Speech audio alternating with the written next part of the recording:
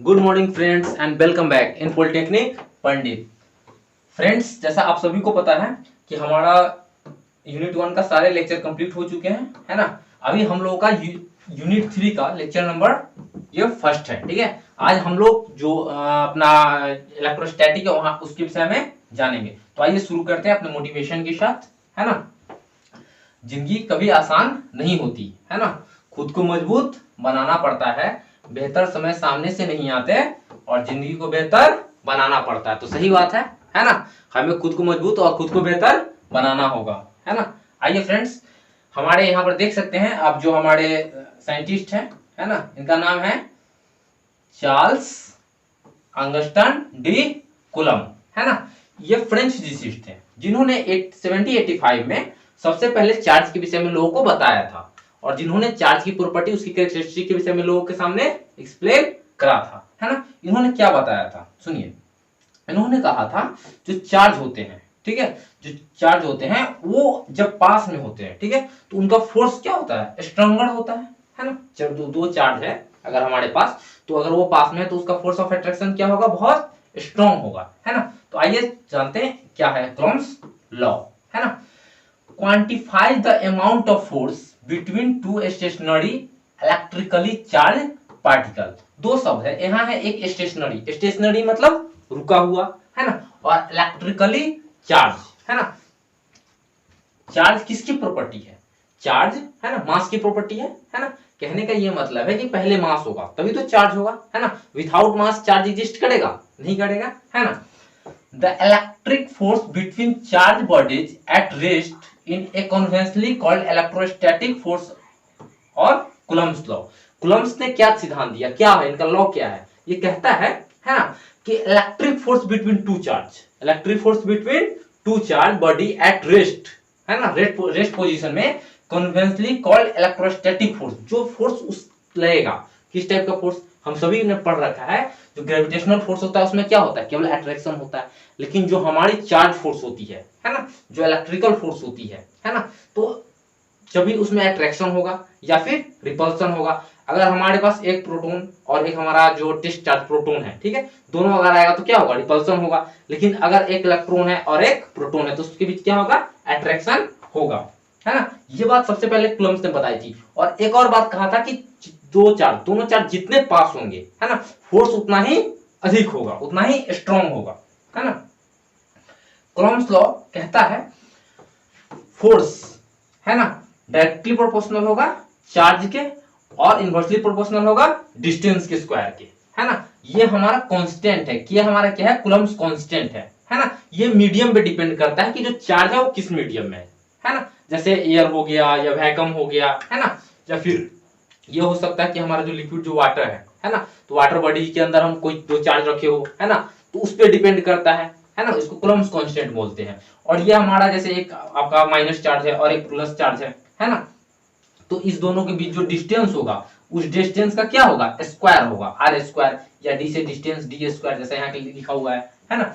तो Coulomb's law कहता क्या है, according to the Coulomb's law the force of attraction और repulsion between two charge body is directly proportional. Directly proportional का क्या मतलब है, जब चार्ज बढ़ेगा तब फोर्स भी बढ़ेगा, directly proportional to the product of their charge and inversely proportional to the square of the distance between them.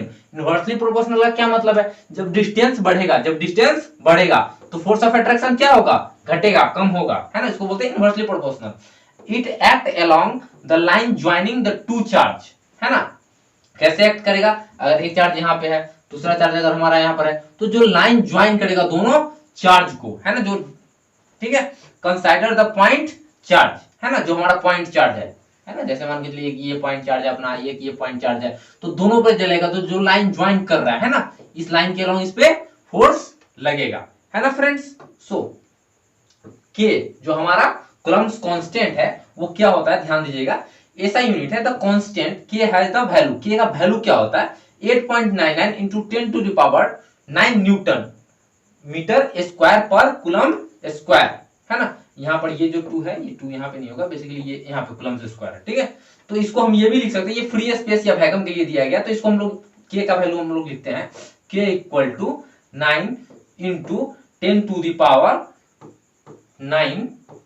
है ना न्यूटन मीटर स्क्वायर पर कूलम स्क्वायर। कूलम क्या है? चार्ज का यूनिट है ना। और के को कई एक बार जो है ना हम लोग मेजर करते हैं, जैसे वैक्यूम के लिए या फ्री स्पेस के लिए हम लोग क्या लिखते हैं? के इक्वल टू 1/4πε0 है ना, 1/4πε0, इसको एप्सिलॉन नॉट बोलते हैं हम लोग, है ना। तो ये जो के है ये डिपेंड किस चीज पे करता है? हमारे मीडियम पे। ये जो दिया गया है 8.99 या जो इसको आप बोल सकते हैं 9×10⁹ न्यूटन मीटर स्क्वायर पर कूलम स्क्वायर, तो स्पेस या वैक्यूम के लिए दिया गया है। उसी तरह जो एप्सिलॉन नॉट है, जैसे ई है तो यहाँ पे जैसे एप्सिलॉन नॉट है, तो नॉट का मतलब क्या है? मतलब वैक्यूम में या स्पेस में। अगर कोई मीडियम होगा, अगर वाटर होगा तो एप्सिलॉन डब्ल्यू वाटर लिख देंगे, या किसी मीडियम का होगा तो एप्सिलॉन एट मीडियम। इसके वजह से के का वैल्यू क्या होगा? चेंज होगा। तो ये जो कांस्टेंट है इस पर ध्यान दीजिएगा, ये इसके रेफरेंस में हम लोग लेके चलते हैं, स्पेस या वैक्यूम के रेफरेंस में, ठीक है। Here mass is the quantity of matter. बहुत बच्चों को जो वैल्यूएबल डाटा वो समझने की जरूरत है। Mass is the quantity of matter in a physical body. Mass क्या होता है? बहुत लोगों को प्रॉब्लम होता है कि मास होता क्या, मास बोलते किसको है। बच्चे समझ जाते हैं कि चार्ज है, चार्ज मास पे होता है, ठीक है। जब मास है तभी उस पे चार्ज है, लेकिन मास क्या होता है? तो मास is the quantity of matter, कितना क्वांटिटी ऑफ मैटर है ना फिजिकल बॉडी, किसी फिजिकल बॉडी में जो क्वांटिटी, मान के चलिए ये पेन है, स्टाइलस है, तो इस पेन में कहने का मतलब कि कितना क्वांटिटी ऑफ मैटर है ना, इसके फिजिकल बॉडी में, उसको क्या कहते हैं? Mass. It is also measure in the body inertia. हम लोग न्यूटन फर्स्ट लॉ जानते हैं, लॉ ऑफ इनर्शिया, है ना, उससे भी हम लोग कई बार मास को मेजर करते हैं, है ना। यहाँ कुछ एलिमेंट्री वैल्यू दिया हुआ है, देख लेंगे। इलेक्ट्रॉन और प्रोटॉन का एलिमेंट्री चार्ज दिया हुआ है 1.6 × 10⁻⁻19 कूलम, है ना। और न्यूट्रॉन का जैसे हम सभी को पता है कोई चार्ज नहीं होता है। वहां मास दिया हुआ है इलेक्ट्रॉन का, है ना, इन AMU एटॉमिक मास यूनिट में, है ना, या फिर केजी ग्राम में भी दिया हुआ है 9.1 × 10⁻13 किलोग्राम, है ना। वही प्रोटॉन का मास देखिए कितना उससे ज्यादा है ना, 1.6 × 10⁻27 केजी, है ना। ये लगभग which is 1836 time mass of an electron. Electron के मास से लगभग 1836 गुना ज्यादा है ना। न्यूट्रॉन का मास भी ऑलमोस्ट प्रोटॉन के मास के बराबर ही होता है, उससे थोड़ा ज्यादा होता है, थोड़ा सा, न के बराबर, ठीक है। इसका वैल्यू 1.672 और इसका वैल्यू है 1.674, है ना। यहाँ 2 है, यहाँ 4 है, तो थोड़ा सा ज्यादा होता है। प्रोटॉन के मास से सेम ही होता है, तो इसलिए हम लोग कई बार सेम लेके चलते हैं, उसको सेम मान के चलते हैं, ठीक है। मार्जिनली ग्रेटर मतलब थोड़ा सा मार्जिन कर देना, greater than that of the proton, but 1803.8 times greater than the electron. Electron से इतना ज्यादा होता है और प्रोटॉन से थोड़ा ज्यादा होता है न्यूट्रॉन का मास, है ना। चलिए आगे देखते हैं। यूनिट ऑफ चार्ज कूलम, है ना, जिसको सिंबलाइज किया गया सी से, है ना। कूलम जो अंडरस्टैंड हमारे जो साइंटिस्ट थे कूलम, उनके नाम पे ही चार्ज के, क्योंकि चार्ज उन्हीं ने समझाया था चार्ज प्रॉपर्टी को, है ना। तो coulomb the quantity of electricity transported in 1 second current in 1 ampere, है ना। क्या कह रहा है?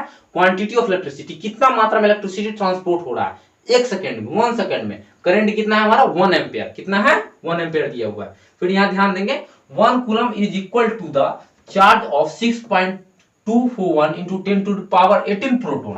कितना चार्ज दिया हुआ है? 6.2 × 10⁻18 proton. The charge of 1 proton is 1.6 × 10⁻19 coulomb, right. तो एक प्रोटॉन का चार्ज दिया हुआ है, ठीक है। और कितना प्रोटॉन का चार्ज होना चाहिए यहाँ पर देख लीजिए, आप मल्टीप्लाई कर लेंगे।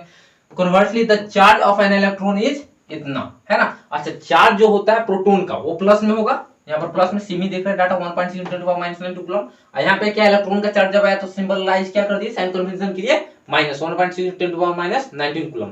तो आप इसे ध्यान दे सकते हैं, ठीक है। तो चार्ज की जब भी बात करते हो, अगर प्रोटॉन की बात है या इलेक्ट्रॉन की बात है, तो इतना टाइम्स प्रोटॉन और इलेक्ट्रॉन होगा। इलेक्ट्रॉन के केस में नेगेटिव, वही प्रोटॉन के केस में पॉजिटिव, क्योंकि चार्ज बराबर ही होता है इलेक्ट्रॉन और प्रोटॉन पे, ठीक है।